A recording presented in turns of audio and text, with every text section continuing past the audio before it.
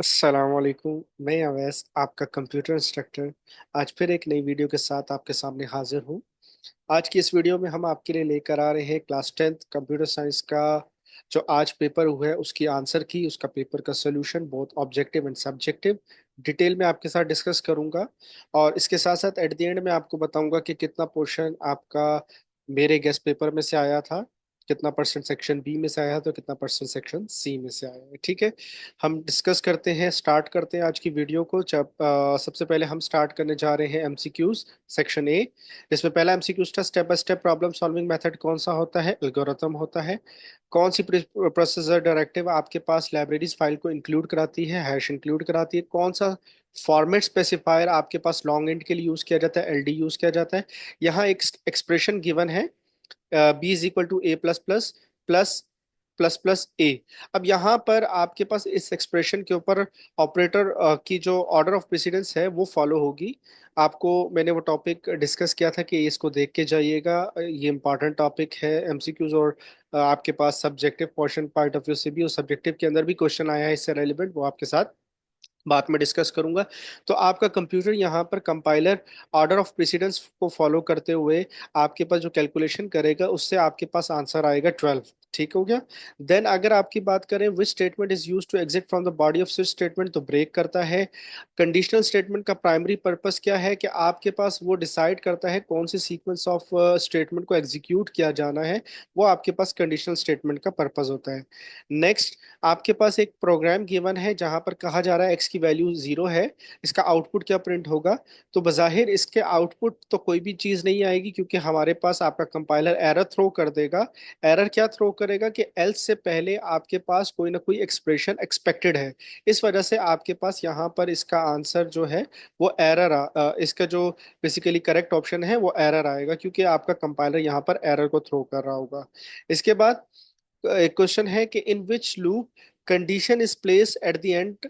आपके पास do while में condition at the end place की जा रही होती है। इसके बाद नाइन्थ एमसीक्यूज था, आपके पास एक प्रोग्राम गिवन है, इसमें आपके पास कंटिन्यू स्टेटमेंट का मेनली पर्पस है। आपके पास कहा जा रहा है 0 से लेकर 5 से मीन्स के 4 तक चल रही है, लेस देन 5 है।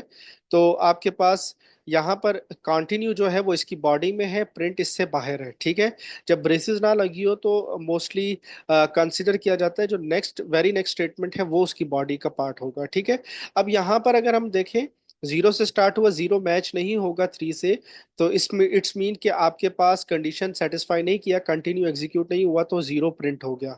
इसके बाद आपके पास जब आइट्रेशन इंक्रीज करेगी, आई इंक्रीज करेगा, 1 होगा, तो 1 इक्वल टू 3 है नहीं है, फिर कंटिन्यू नहीं चलेगा, प्रिंट चलेगा, प्रिंट की वजह से 1 आ जाएगा। फिर 2 भी इसी तरह होगा, जैसे ही 3 पे जाएगा, 3 इज इक्वल टू 3 आ जाएगा, कंडीशन सेटिस्फाई कर जाएगी, कंटिन्यू एग्जीक्यूट हो जाएगा, इनकाउंटर्ड होगा।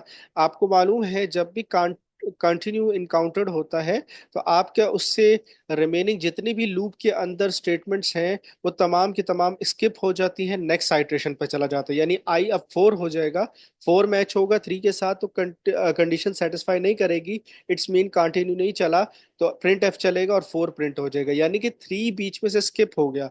इस वजह से हमारे पास जो करेक्ट ऑप्शन है वो 0, 1, 2 एंड 4 है। इसके बाद आपके पास यहाँ पर एक प्रोग्राम गिवन है, कोड गिवन है। उस कोड का कहा जा रहा है कि ये लूप कितने टाइम एग्जीक्यूट होगी, तो बजाहिर आपके पास ये लूप इनफाइनाइट टाइम तक एग्जीक्यूट होगी, बिकॉज आपके पास यहाँ देखा जाए तो आपका जे की इंक्रीमेंट डिक्रीमेंट स्टेट नहीं गिवन है, यानी अपडेट स्टेट गिवन नहीं है। तो जब अपडेट स्टेट गिवन नहीं है, एक मरतबा जैसे ही ये इनर के अंदर एंटर करेगा, जे की वैल्यू 0 होगी, जो कि बार बार इसको सेटिस्फाई करते जाएगी, 0 is less than 3। That's why आपके पास यहाँ पर ये पर्टिकुलर लूप इनफाइनाइट टाइम चलेगा। यहाँ पर कोई भी करेक्ट ऑप्शन मौजूद नहीं था, तो आप किसी भी ऑप्शन पर करेक्ट कर देते हैं तो आपको ग्रेस मार्क्स मिल जाएंगे, क्योंकि यहाँ पर उसका करेक्ट ऑप्शन इस स्टेटमेंट के अकॉर्डिंग गिवन नहीं था। ठीक है, देन आपके पास एक डायग्राम गिवन थी, तो यहाँ पे पूछा था वैल्यू ऑफ पी क्या होगी, यानी लॉजिक सर्किट गिवन है उसकी वैल्यू ऑफ पी क्या गिवन होगी। तो देखिए ए और बी का एंड हो रहा है और जो भी आंसर आ रहा है उसके साथ सी का और हो रहा है, तो ए एंड बी का एंड प्लस सी के साथ और कर दिया हमने। ठीक है, कह रहे हैं कि आपके पास अगर दो इनपुट्स का ट्रुथ टेबल है तो उसकी मैक्सिमम पॉसिबिलिटीज कितनी बनेंगी, चार कॉम्बिनेशंस बनेंगे। H T M L tag के आपके पास कौन सा आपके पास H T M L tag के लिए यूज किया जाता है, तो एंगल ब्रैकेट का इस्तेमाल किया जाता है, ठीक है। इसके बाद हम सब्जेक्टिव क्वेश्चन पर आए। तो सब्जेक्टिव क्वेश्चन में पहला क्वेश्चन था, write down any two selection criteria for the best candidate solution. देखिए कैंडिडेट सोल्यूशन का मतलब क्या होता है कि आपके पास मल्टीपल सोल्यूशन, अब उस मल्टीपल सोल्यूशन में से हमने बेस्ट सोल्यूशन सेलेक्ट करना है, तो उसके तीन क्राइटेरिया हैं, स्पीड, कॉस्ट, कॉम्प्लेक्सिटी। दो पूछे थे, आप कोई भी दो स्पेसिफाई कर सकते हैं, ठीक है। देन आपके पास प्रोग्राम था कि आप इसी के साथ जो और वाले में क्वेश्चन था कि आपने एक प्रोग्राम करना है जिसमें आपने चेक करना है कि नंबर नेगेटिव है पॉजिटिव है। अब इसकी दो पॉसिबिलिटीज आप बना सकते थे। ये तो एक्यूरेट बैठती थी, इससे गलत रिजल्ट प्रोड्यूस नहीं हो सकता था।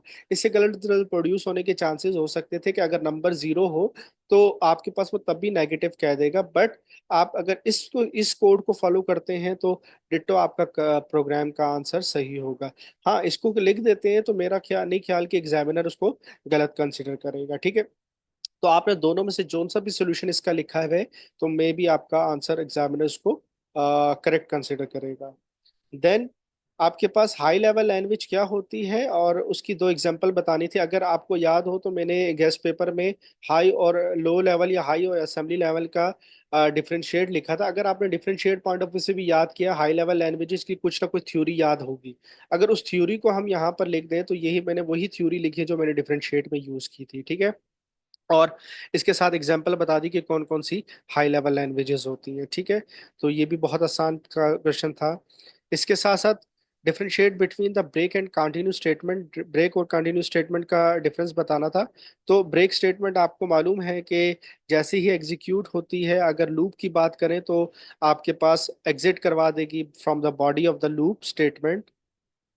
और अगर हम बात करें अगर हम बात करें कंटिन्यू स्टेटमेंट की, तो कंटिन्यू स्टेटमेंट आपके पास जब भी इनकाउंटर्ड होता है तो आपका बेसिकली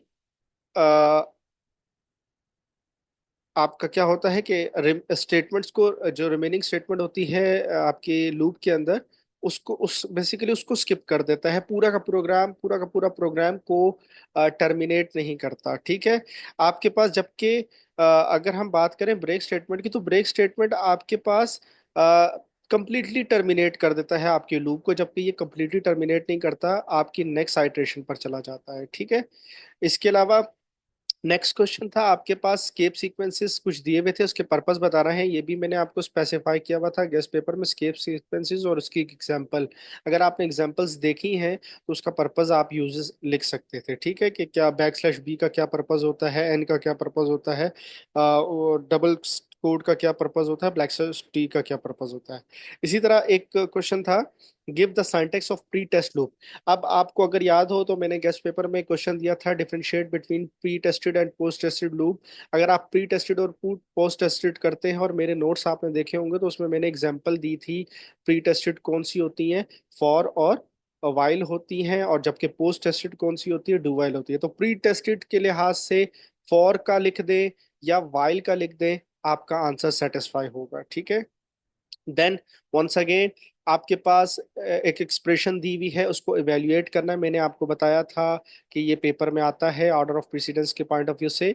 आपका अनसीन क्वेश्चन आता है, यहाँ पर बहुत आसान से क्वेश्चन दिए हुए थे तो मैंने स्टेप बाय स्टेप यहाँ इसको सॉल्व किया हुआ है, देख लीजिएगा।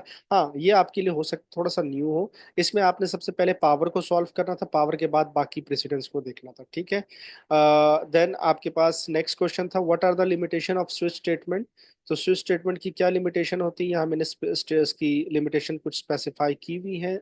आप अपने आंसर को टैली कर सकते हैं। इसके अलावा भी अगर कोई आपने आंसर लिखा है तो आप मेरे साथ डिस्कस कर सकते हैं कमेंट बॉक्स में। मैं आपको बता दूंगा कि आपका आंसर वो सेटिस्फाई होगा कि नहीं होगा अकॉर्डिंग टू द क्वेश्चन, ठीक है।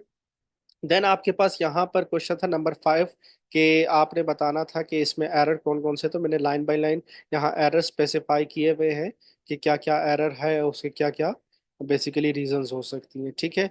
इसके बाद आपके पास इसी के और ऑप्शन में था कि एक एल्गोरिथम बनाने हैं एरिया ऑफ सर्कल का। तो एरिया ऑफ सर्कल का फार्मूला क्या होता है, पाई आर स्क्वायर। तो हमने इसके लिए रेडियस हमें रिक्वायर्ड है, तो रेडियस इनपुट ले लिया और पाई आर स्क्वायर फार्मूला लगाकर उसको आउटपुट कर दिया। तो सिंपल सा एल्गोरिथम था। मैंने आपको बताया था एल्गोरिथम अनसीन आते हैं, तो बहुत आसान सा एल्गोरिथम इन्होंने उठाकर दे दिया। इसी के साथ आपके पास क्वेश्चन था कि आपने तीन नंबर्स लेनी है इनपुट और लार्जेस्ट नंबर बताने, बट यहाँ पर आपने नेस्टेड कंडीशन यूज करनी है, ठीक है, नेस्टेड सिलेक्शन यूज करनी है। अब यहाँ पर आप देखो, तो मैंने यहाँ पर नेस्टेड कैसे यूज किया है। पहले मैंने चेक किया अगर आपका नंबर वन जो है नंबर टू से बड़ा है, तो फिर आप उसी की बॉडी के अंदर चेक कर लो नंबर वन क्या नंबर थ्री से भी बड़ा है। अगर नंबर थ्री से बड़ा है तो आप कह दो कि जी नंबर वन ग्रेटर है। अब डेफिनेट सी बात है, नंबर वन नंबर टू से बड़ा है बट नंबर थ्री से बड़ा नहीं होगा, तो उसकी एल्स में क्या आ जाएगा, नंबर थ्री जो है आपके पास वो क्या है, लार्जेस्ट है, ठीक है। इसके एल्स में आपने मैंने क्या देखा, एल्स में डील किया है कि अगर आपके पास एन टू एन थ्री से बड़ा है, विच मीन्स एन वन तो स्किप हो गया, ठीक है, यानी कि इस कंडीशन से एन वन स्किप हो गया और एन टू को चेक करें, एन टू एन थ्री से बड़ा है तो एन टू को लार्जेस्ट कह दो, नहीं तो एन थ्री को लार्जेस्ट कह दो, ठीक है। तो ये आपके पास प्रोग्राम का सोल्यूशन हो जाएगा। इसके बाद बहुत आसान सा क्वेश्चन था, आपको अगर याद हो तो मैंने अपने स्टूडेंट्स के साथ भी डिस्कस किया हुआ था कि टेबल जो आपके पास डाटा टाइप्स का था उसको अच्छे तरीके से याद करना है दो पॉइंट ऑफ व्यू से, एक रेंज के पॉइंट ऑफ व्यू से और एक मेमोरी कितनी ऑक्युपाई करता है उस पॉइंट ऑफ व्यू से। तो यहाँ दो डाटा टाइप्स की रेंजेस पूछी थी, इंटीजर और कैरेक्टर की। तो इंटीजर में तीन टाइप्स थी आपकी, एक int, short int, long int, unsigned int. इसी तरह कैरेक्टर में अगर बात करें तो आपके पास कैरेक्टर की ये स्पेसिफाइड रेंज है, क्योंकि आपका कैरेक्टर ए वन बाइट का होता है, two raise to power eight, तो वो 256 बनता है, जीरो से लेकर 255 तक। इसके अंदर मुख्तलिफ स्पेशल कैरेक्टर्स आ जाते हैं, अल्फाबेट्स आ जाते हैं, डिजिट्स आ जाते हैं, ठीक है। देन आपके पास क्वेश्चन नंबर सेवन था कि इन लिस्ट करना था कंपोनेंट ऑफ लूप को। तो ये चार पार्ट होते हैं लूप के अंदर, वो चार कंपोनेंट होते हैं मेन आपके लूप के स्ट्रक्चर के, ये मैंने स्पेसिफाई कर दिया। इसके साथ साथ असाइनमेंट ऑपरेटर और इक्वल टू ऑपरेटर के दरमियान डिफरेंशिएट बताना था एग्जांपल के साथ, मैंने एग्जांपल के साथ यहाँ स्पेसिफाई भी किया है। आपकी गेस्ट पेपर में भी क्वेश्चन लिखा था कि यह आ सकता है और आया है पेपर में। इसी तरह कन्वर्जन का क्वेश्चन मैंने आपको कहा था, फॉर से वाइल, वाइल से फॉर, उसमें आपके पास कन्वर्जन आ सकती है, या डू वाइल से वाइल, वाइल से फॉर, डू वाइल से फॉर, फॉर से डू वाइल, किसी भी किस्म की कन्वर्जन आ सकती है लूप के रिगार्डिंग। तो बहुत इजी सी कन्वर्जन थी। वाइल डू वाइल में गिवन था, वाइल में कन्वर्ट करना था, जस्ट क्या था कि आपने वाइल को यहाँ पर ले जाना था, कंडीशन पहले ले जानी थी, बाकी आपके पास कोई भी चीज़ इसमें चेंज नहीं हो रहा है, ठीक है। इसके साथ आपके पास HTML का एक कोड गिवन है, इसका आउटपुट बताना था। ऑर्डर लिस्ट लगी है, अगर ऑर्डर लिस्ट के साथ कोई टाइप स्पेसिफाई नहीं है तो by default order list numbers generate करती है 1 2 3 4 7, ठीक है, 1 2 3 4 5 6 7। तो मंडे वीक्स डेज के नाम थे, वन मंडे से लेकर संडे तक। तो ये 1 2 3 4 5 6 7 इस तरह से आपके पास डिस्प्ले आपने कर देना है। बेसिकली बॉक्स बना के कर दें तो ज़्यादा बेहतर है। तो ये आपका आंसर आ जाएगा। इसी तरह मैंने आपको कहा था कि नेस्टेड लूप से रेलिवेंट पैटर्न्स आते हैं। तो ये छोटा सा पैटर्न दिया हुआ था, इसके रिगार्डिंग आपको कहा था कि आपने आउटपुट देना है, इस आउटपुट का आपने कोड लिखना है, तो उसका कोड ये आपके पास सोल्यूशन गिवन है, ठीक है। इसी के और में आपके पास कहा गया हुआ है कि एक एक्सप्रेशन दिया हुआ है, इस एक्सप्रेशन का लॉजिक सर्किट डायग्राम बनाना है। तो पहले ए और बी का और लिया, सी और डी का और लिया, और इन दोनों का आपने क्या कर दिया, एंड कर दिया। तो ये चीज हमारे पास इसका सर्किट ड्रॉ हो जाएगा, ठीक है, गेट ड्रॉ हो जाएगा। फिर आपने एक यहाँ पर सर्किट है, वेट करें मैं सर्किट को इंक्लूड करता हूँ इसके अंदर। हाँ जी, इधर पे आपके पास देखें तो ये एक सर्किट गिवन था, इसका आपको कहा गया था ट्रुथ टेबल बनाना है। अगर आप देखो तो क्या हो रहा है यहाँ पर, तीन वेरिएबल है, इट्स मीन डेफिनेट सी बात है कितनी आपके पास पॉसिबल कॉम्बिनेशन बनेंगी, 8 रोज बनेंगी, तो हमने 8 रोज बना ली। अब पहले हो रहा है ए और बी का एंड, तो हमने ए और बी का एंड ले लिया, ठीक है। अब यहाँ पर सिर्फ दो पॉसिबिलिटी थी जहाँ पे वन आ रहा था, वो ये था। इसके अलावा फिर ये जो ए और बी का एंड आया है उसके साथ सी का और ले लो, तो हमारे पास ये आपका आउटपुट प्रोड्यूस हो जाएगा, ठीक हो गया। तो ये आपके पास ट्रुथ टेबल बहुत आसान था, इन्होंने एक्सप्रेशन की बजाय सिर्फ क्या दे दिया था, सर्किट दे दिया था। आप इस सर्किट से एक्सप्रेशन बनाए, एक्सप्रेशन से ट्रूथ टेबल बना लेते।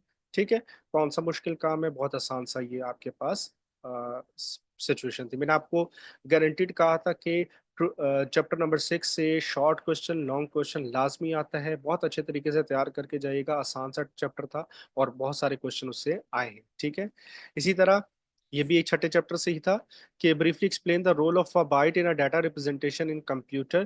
तो जस्ट यहाँ पर मैंने एक छोटी सी रीज़न दी है, आप ये रीज़न भी दे सकते हैं। इसके अलावा अगर आपको कोई जहन में आती है उस स्पेसिफिक रीज़न को भी स्पेसिफाई कर सकते हैं। ठीक है, वेब सर्वर और सर्च इंजन के दरमियान आपने डिफरेंशिएट बताना। तो अब टैबुलर फॉर्म में नहीं बनता, तो आप इसको जस्ट पर्पसेस इनके बता दें, वेब सर्वर का क्या काम होता है।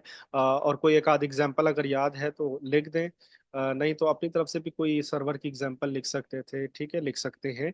और सर्वर का क्या काम होता है वो सर्वर का स्पेसिफाई किया, पर्पस, डेफिनेशन और साथ एक एग्जांपल स्पेसिफाई कर दी। इसी तरह सर्च इंजन के डेफिनेशन, पर्पस और एग्जांपल मैंने उसके साथ स्पेसिफाई कर दी।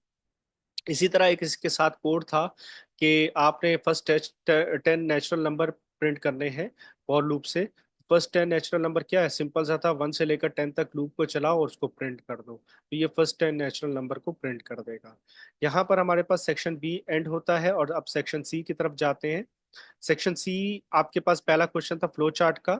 बहुत आसान सा क्वेश्चन था, सम ऑफ सीक्वेंस वाला था। मैंने यहाँ पे उसका बेसिकली फ्लो चार्ट ड्रॉ किया हुआ है। तो ये आपके पास इसके सॉल्यूशन में आ जाना था। बेसिकली इसमें दो चीजें कंबाइन थी, एक सम ऑफ सीक्वेंस प्लस एक्सपोनेंट वाला पार्ट इसमें बेसिकली कंबाइन किया हुआ था। ठीक है, तो मैंने दोनों को कंबाइन करके यहाँ पर स्पेसिफाई कर दिया कि क्या इसका सोल्यूशन होगा। इसके बाद आपके पास था describe debugging and explain the different types of error in detail. अब यहाँ पर explain the different types of error in detail आपकी बुक में इतने तो नहीं है, एक आध या दो होंगे। मैं अक्सर क्लास अपनी जब मैं पढ़ा रहा होता हूँ ये चैप्टर, तो उस क्लास के अंदर मैं इस चीज़ को स्पेसिफाई करता हूँ कि कैसे कौन कौन से टाइप ऑफ एरर होते हैं।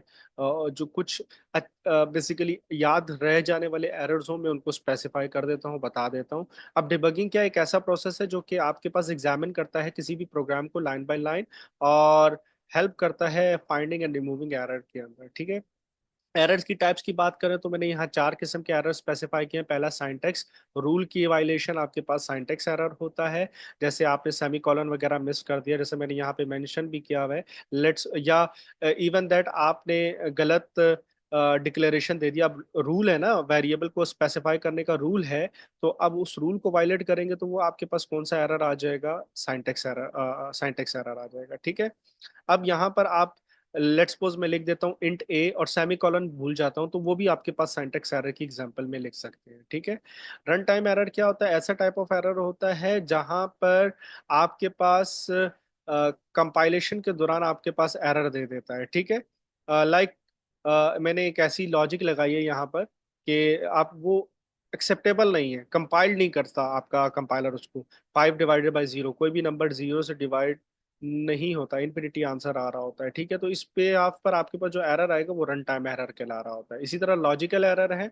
लॉजिकल एरर आपके पास एक, मैं इसको इस तरह से कहता हूँ कि आपका कंपाइलर इसको एरर स्पेसिफाई नहीं करता, आपका आउटपुट रन होता है बट गलत आपकी लॉजिक लगी होती है जिससे आउटपुट गलत आ रहा होता है। तो ऐसे टाइप ऑफ एरर को हम क्या कहते हैं, लॉजिकल एरर कहते हैं। ठीक है, जैसे मैंने यहाँ पर देखें एग्जाम्पल दी है कि मैंने एरिया ऑफ सर्कल का फार्मूला क्या लगाया था कि एरिया ऑफ सर्कल का फार्मूला होता है पाई आर स्क्वायर।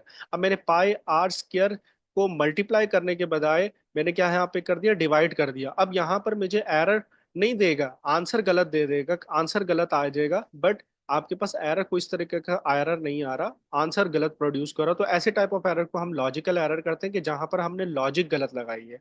इसी तरह सिमेंटिक एरर, ऐसा एरर जो कि एक गलत मीनिंग प्रोड्यूस करो जिसकी सेंस ना बन रही हो, कोई मीनिंग उस एक्सप्रेशन की कोई सेंस ना बनती हो। अब जैसे यहाँ पर मैंने एक एग्जांपल दिया, देखें आपके पास इनिशियल जो बेसिकली जो असाइनिंग वेरिएबल होता है वो लेफ्ट पे आता है और जिसको वैल्यू असाइन हो रही होती है वो राइट पे आता है। मैंने इसका उलट कर दिया, अब इस पूरी स्टेटमेंट की कोई मीनिंग प्रोड्यूस नहीं हो रही। तो ऐसे टाइम पे जो आपको एरर थ्रो होता है उस एरर को हम कहते हैं सिमेंटिक एरर। ठीक है, इसके बाद स्विच का स्टेटमेंट का यूज बताना था, उसके साथ उसकी एग्जांपल लिखनी थी, और आपने उसके साथ साथ ब्रेक स्टेटमेंट का बताना था स्विच के अंदर क्या बेसिकली पर्पस होता है। मैंने स्विच बताया, स्विच स्टेटमेंट क्या होती है, इसके जनरल साइंटेक्स बता दिया, उसके साथ एक एग्जांपल मेंशन कर दी। इसी तरह ब्रेक स्टेटमेंट का पर्पस क्या होता है वो मैंने यहाँ पर स्पेसिफाई कर दिया। ठीक है, तो ये बेसिकली आपके पास ब्रेक का पर्पस यहाँ पर स्पेसिफाई कर दिया मैंने कि ब्रेक का पर्पस क्या होता है, कि आपका एग्जिट करवा देता है आपका बेसिकली लूप से। ठीक है, सॉरी स्विच स्टेटमेंट से। ठीक है, देन आपके पास नेक्स्ट क्वेश्चन था, बहुत आसान सा क्वेश्चन दिया हुआ था प्रोग्रामिंग का। कह रहे हैं कि write the code in C programming language to clarify the use of. अब कंपाउंड असाइनमेंट ऑपरेटर कौन सा होता है, ये वाला कंपाउंड असाइनमेंट ऑपरेटर मैंने यूज किया हुआ है। आपके पास इसके अलावा और भी होते हैं, तो मैंने जस्ट एक दो वेरिएबल बनाए, सम और एन, और उसके दरमियान आपका कंपाउंड असाइनमेंट ऑपरेटर का यूज दे दिया। तो ये बेसिकली यहाँ पर स्पेसिफाई करना था। आप किसी भी किस्म का कंपाउंड असाइनमेंट ऑपरेटर यूज करके आप प्रोग्राम बनाकर शो कर सकते थे। ठीक है, देखिए 3 से लाइनों का है, और आपका जो बेसिकली नंबर है 5 नंबर का क्वेश्चन आया हुआ है। इसी तरह टेबल प्रिंट करना था फॉर लूप के थ्रू, तो टेबल प्रिंट करवाया हमने फॉर लूप के थ्रू, ये उसका कोड है।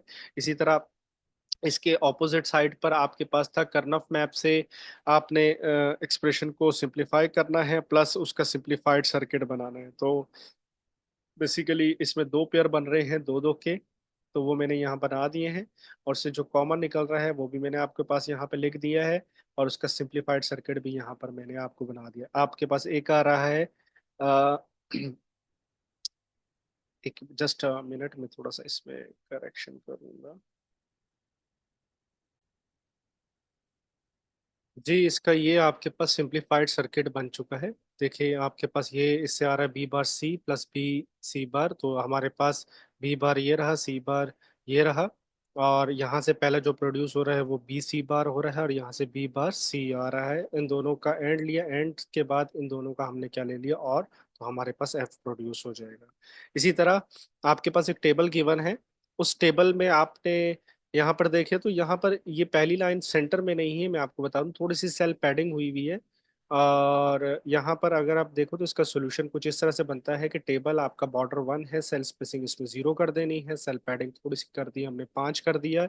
इसके बाद टी आर हर एक में टी डी यूज करना है। अब पहली रो के अंदर आप साथ बोल्ड का टैग यूज कर लें, जैसे आपके पास ये बोल्ड कर देगा। ठीक है, बाकी के अंदर बोल्ड की जरूरत नहीं है, बाकी सिंपल आपने टी डी के साथ आपने यहाँ स्पेसिफाई कर देना।